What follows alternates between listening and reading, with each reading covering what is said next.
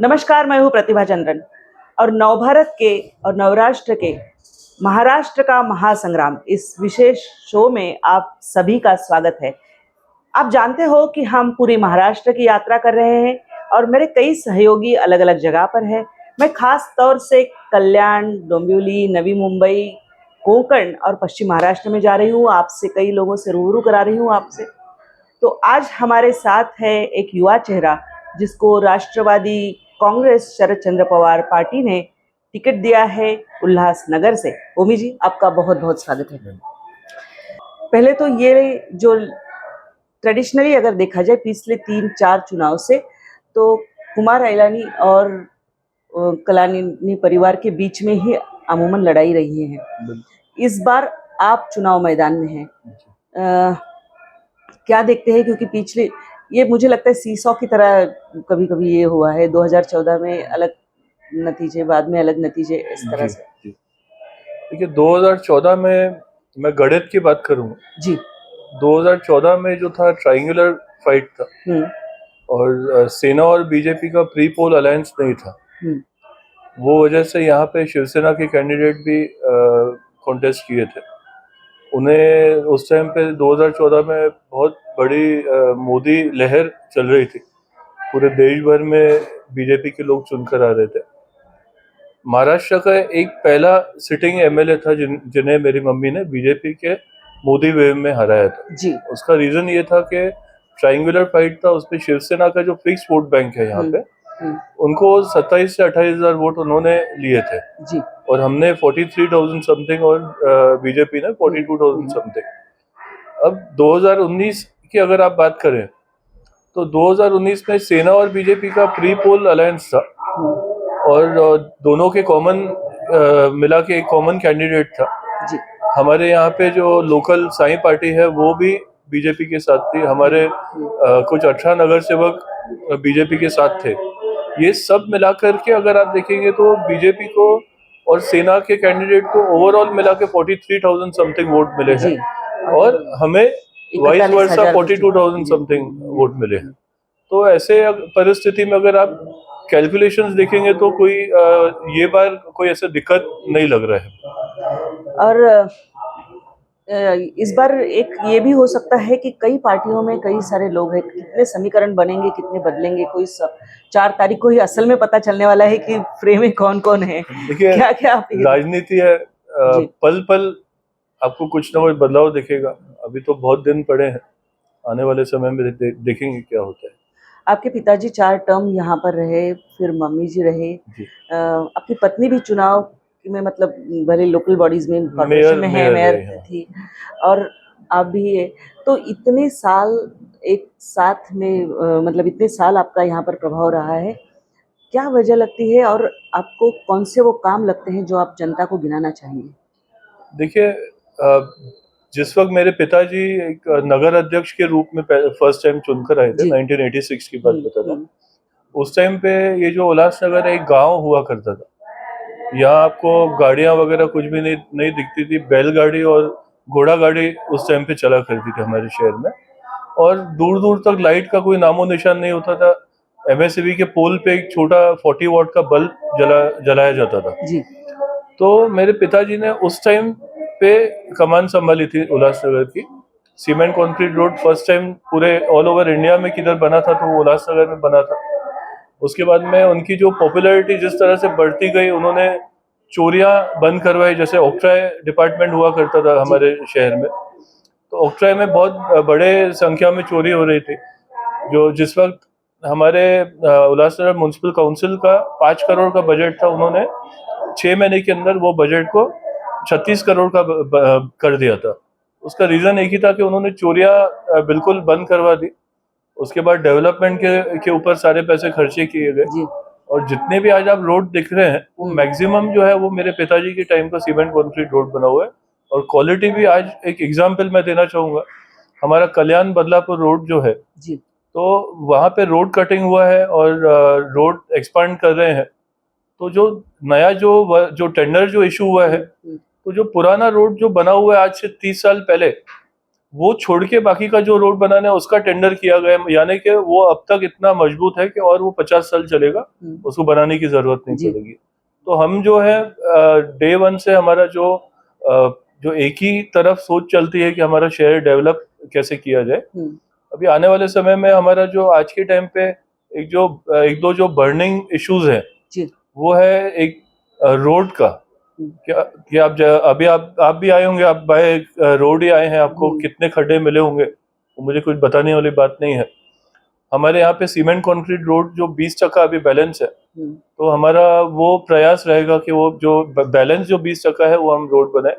Traffic में आज ऐसी हालत है कि मतलब कहाँ आपको बाजू में भी जाना हो तो आपको आधे से पौना घंटा ट्रैफिक में अटकना पड़ता है। तो किस तरह से हम ट्रैफिक को थोड़ा फ्री करें, उसके हमने रास्ते बना के रखे हैं। और हमारे मैनिफेस्टो आप देखेंगे तो वो एक डेवलपमेंट वाला मैनिफेस्टो है।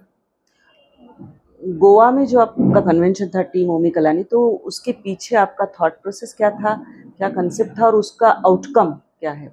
देखिए, गोवा का जो है ये जब से मैं एटलीस्ट राजनीति में हूँ तब से प्रथा रही है कि हमारे जितने भी पत्रकार भाई बहन हैं, तो उनके साथ एक अच्छा वक्त बिताने का मौका मिल जाता है। तो वो एक 2 दिन का हम हर इलेक्शन के पहले रखते हैं। तो पत्रकार भाइयों से पता पड़ता है कि हमारे शहर को आज नीड क्या है और हमको किस लाइन पे आगे सोचना चाहिए। तो हमारा गोवा का जो था वो एक गोवा समिट हमने नाम दिया था जी। और खास तौर से पत्रकारों के लिए रखा गया था वो प्रोग्राम। और वहाँ पे काफी सारे जो हमको लगे जो मुद्दे हमको मैनिफेस्टो में लेने चाहिए वो हमने मैनिफेस्टो में लिए हैं, और आने वाले समय में अगर चुनकर आएंगे हम जरूर बना के।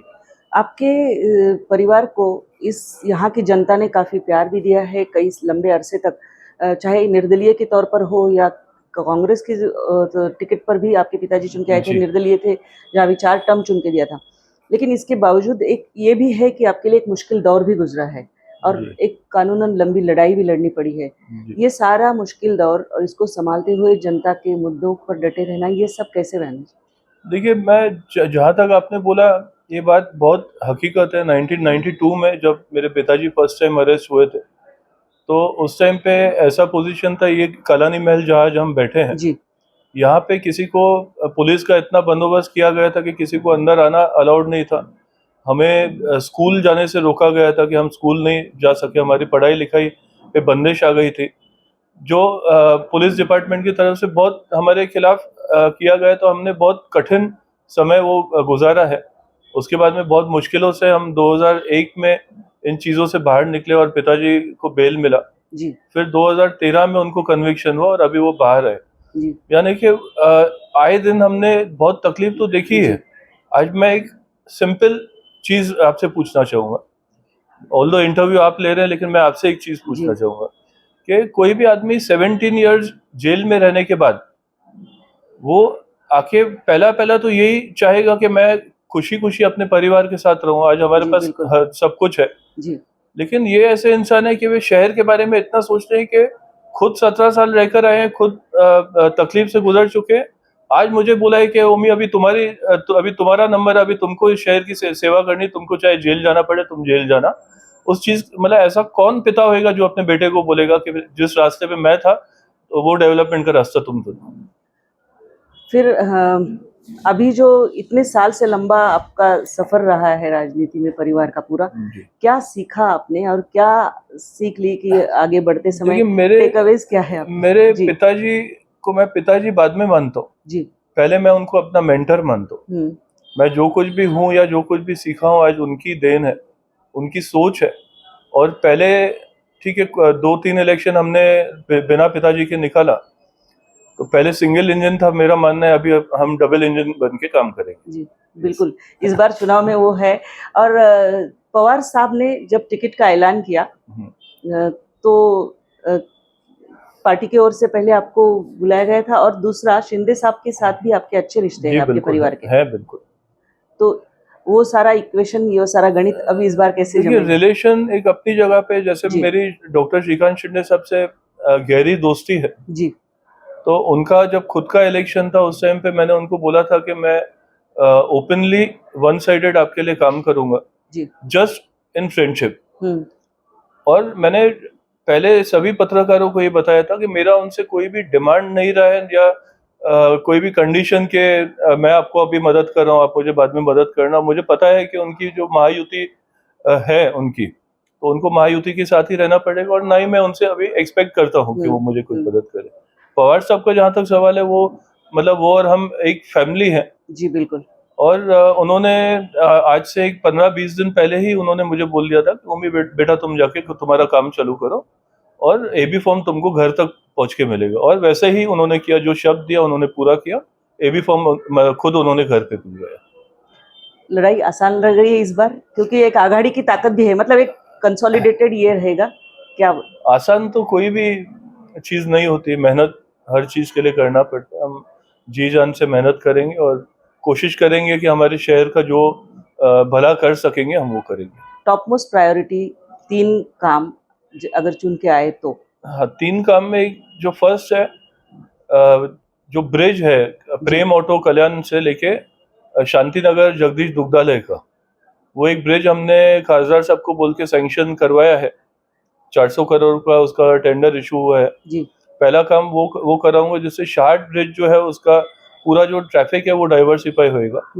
और सेकंड काम जो है, हमारे जितने भी बचे रोड्स है, जो आज डांबर के रोड है जिसके ऊपर बार बार डांबर के रोड बना के करप्शन किया जा रहा है, सालाना 20 करोड़ से ऊपर पॉट होल फिलिंग का टेंडर इशू किया जा रहा है। वो अगर टेंडर नहीं इशू करके, अगर वो थोड़ा थोड़ा करके पार्ट करके अगर सीमेंट कंक्रीट रोड बनाएंगे तो आज तक कब का हमारा बन चुका होता था। तो सेकंड काम मैं वो करूंगा। थर्ड, जो हमारे शहर में जो ट्रैफिक की समस्या है वो किस तरह से हम उसको डाइवर्शन कर सके, उस पर मेरा प्लान रेडी है ऑलरेडी। तो आप देख रहे थे कि ओमी जी इस बार चुनाव के मैदान में है। बिल्कुल, हम जब बात कर रहे हैं उससे 1 महीने के अंदर अंदर लगभग 25 दिन में नतीजे आ चुके होंगे। आपको हम चुनाव के लिए बहुत बहुत शुभकामनाएं देते हैं। बहुत बहुत धन्यवाद। Thank you so much.